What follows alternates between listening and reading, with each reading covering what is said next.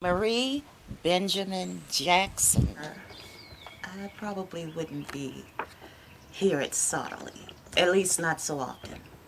Her mother died when she was a young girl.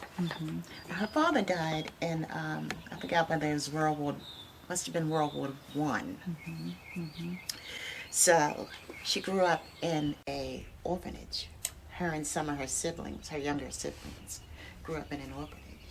So I wanted to find out more about where she may have come from. And I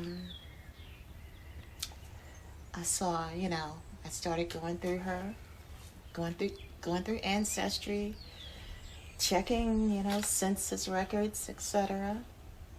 And then I found that her grandmother was Maria Lyles.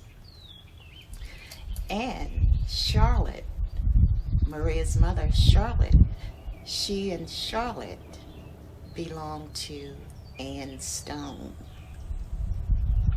And on one of the census records, I forgot if it was 1870 or 1880, at the bottom, on the left-hand side, it said Sodderly.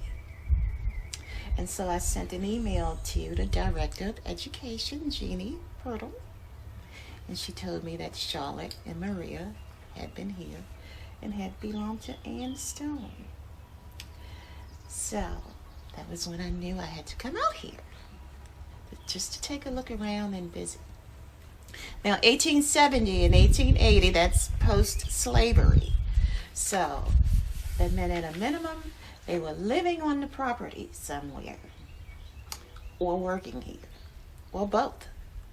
And so I came out here, and I went into, last year when I came out here, I went into the, what do you call it, the Cobb House. And I saw up on the wall a picture of James Victor Scriber. I said, that man is on my tree. And I saw that, I looked at my tree. Well, I saw on there that he was married to Nettie Lyles. And when I went home, I checked my tree and found that Nettie Lyles is her great aunt. Whether she knew these people, I don't think so. She may have, but I don't think so. I've never heard her talk about St. Mary's, or she has people in Charles County as well. I've never heard her talk about anyone outside of Baltimore. But, and that's what brought me out here. But I was also going to have to come because I had went to Tudor Hall, and they told me that the slaves had come through here. And so I wanted to see where the slaves came in at.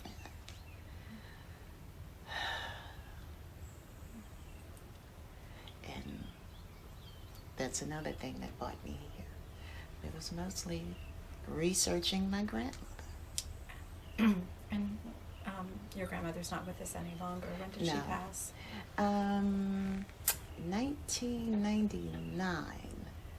So you were still a young woman. Yes. She was so sweet. Did you ever talk to her about the orphanage, or? No, not really. She would say, I know they used to have to do cleaning, or, she never went into any real detail about the orphanage. She didn't talk much about it at all. Nor did she talk a lot about her mother. I remember her trying to teach me how to knit. And she would say that her mother, she used to sit and knit with her mother. Her mother taught her how to knit. But she didn't say a whole lot about her. Barely anything. Well, back in those days, they really didn't say a lot. And you were really afraid to ask too many questions. So that connection, you somewhat recently discovered it. And when you came to Zotterly for the first time, was that last summer? That was my first tour. of Southerly. I had been here before for a speaker series, but I didn't get to see the grounds or anything, other than the barn.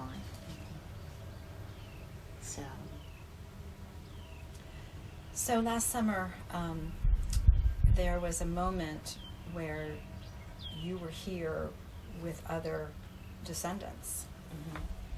Can you talk about that? I was here with a couple of my cousins. One of them who's in his 70s, and we were here for the International Day of Remembrance.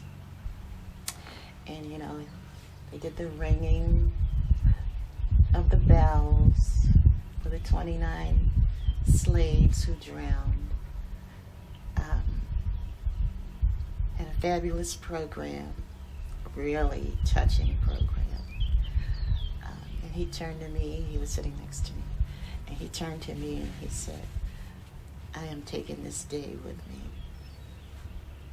He was really, really touched by the Day of Remembrance program. And then we both went into the Cobb house, and that's where we started seeing things, and I was pointing out things that were on my tree, well, people who were on my tree and surnames that were on my tree. And from there we went down to the slave cabin, which he was really touched by that, by the things that he saw there. The bare furnishings and the dirt floor, how tiny it is on the inside. I was telling him about how, I believe the story goes, that the ships would arrive with the slaves, and then they would be chained together, and they would be marched up past the slave houses at that time, and marched into town to be sold. Those that didn't stay at Southerly would be marched into town to be sold. So when I keep turning to look at that water, because it I guess hypnotizes me. I can't look at it without thinking of some ancestor. Well, lots of people's ancestors arrived on that water. And it makes your heart feel heavy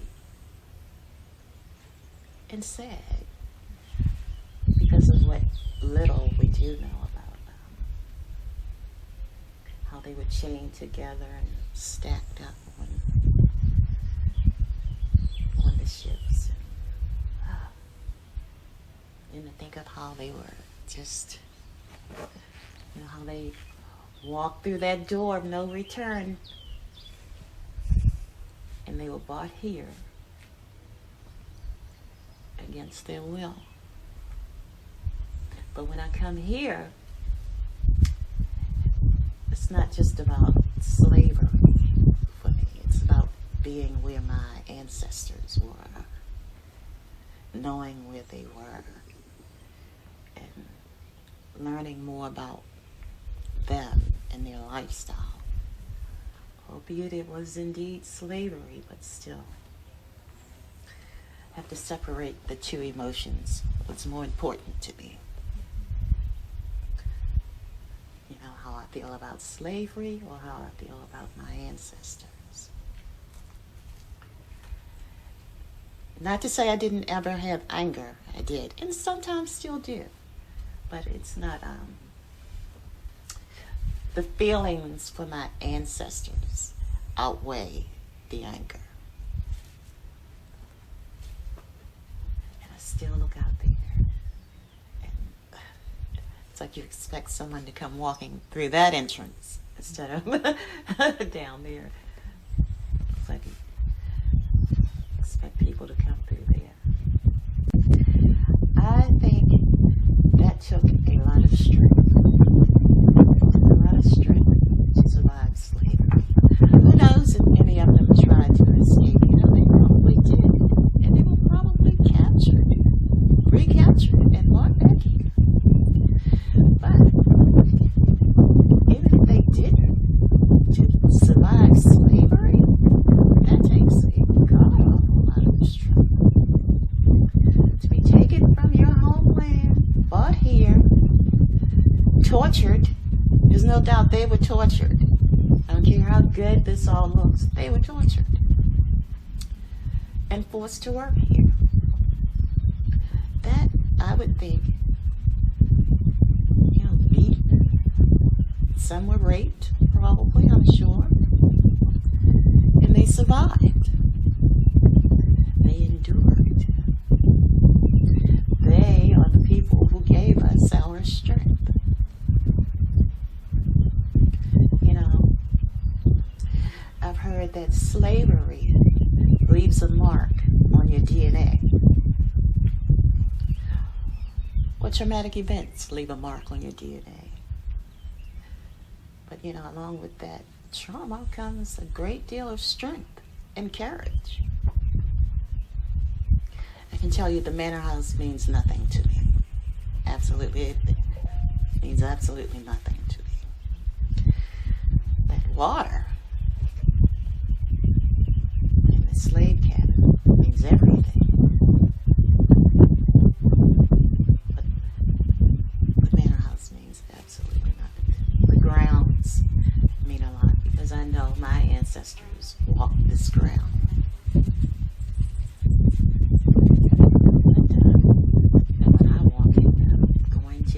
Places that they went, taking the same steps that they took, and feeling, I guess, a little of their energy. Because when I'm coming in here, I'm making that final approach down Vista Road. First of all, it's part of my dream, Vista Road. Tell us about that. I used to have a dream of coming down that street. Of course, I didn't know which street it was, and that it had anything to do with Sodley. And I could see the trees. You probably never even noticed the trees on both sides of Vista Road now. This is out at Vista Road, just before you come in through the gate. And then, in another dream I was going down a road. I was walking down a road that was lined with trees on both sides. That's the road that has the no trespassing sign across it. Or did, I don't know if it still does. I didn't realize that until my first trip here. Those were the roads that I was dreaming about.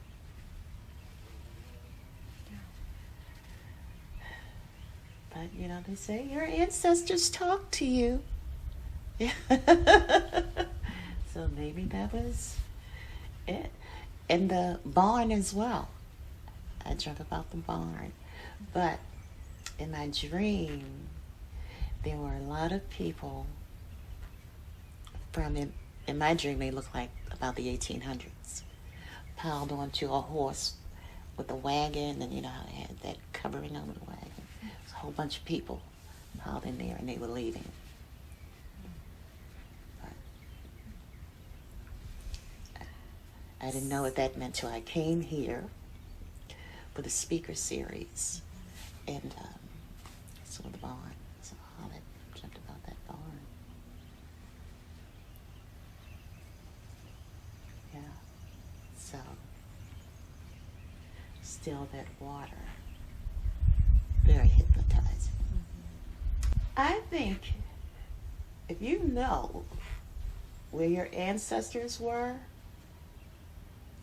if you can go there, you should go. Kind of feel like you kind of owe it to them to go there try to see, try to get a visual, try to figure out just a little bit about what their life may have been like. And it also helps to, I guess, resolve inner turmoil.